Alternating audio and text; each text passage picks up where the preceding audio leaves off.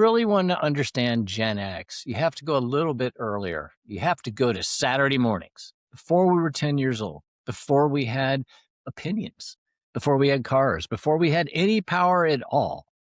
Look at what we were watching: haunted castles, witches, hexes, mad scientists, villains trying to take over the world, monsters in bands.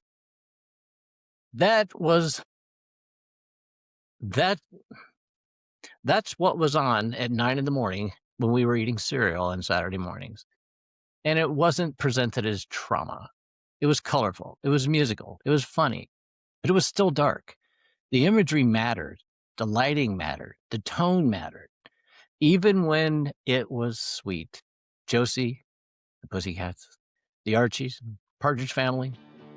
It was still a band. It was still part of the tribe that we felt. It was still you survived chaos together.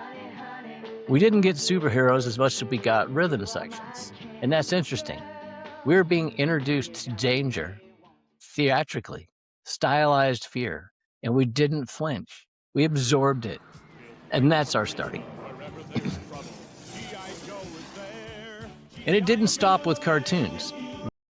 And what do the adults do? They panic.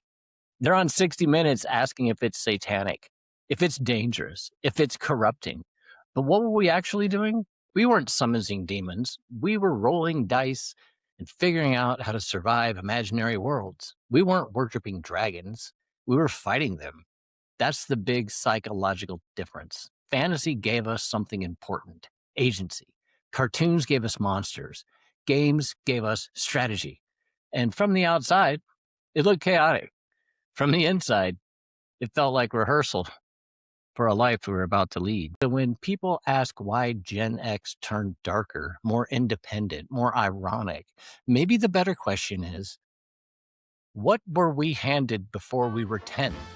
Monsters, myths, missiles, music? We didn't go to the dark side. We stepped into the space that had already been drawn, and we built something inside of it. And that started on Saturday mornings.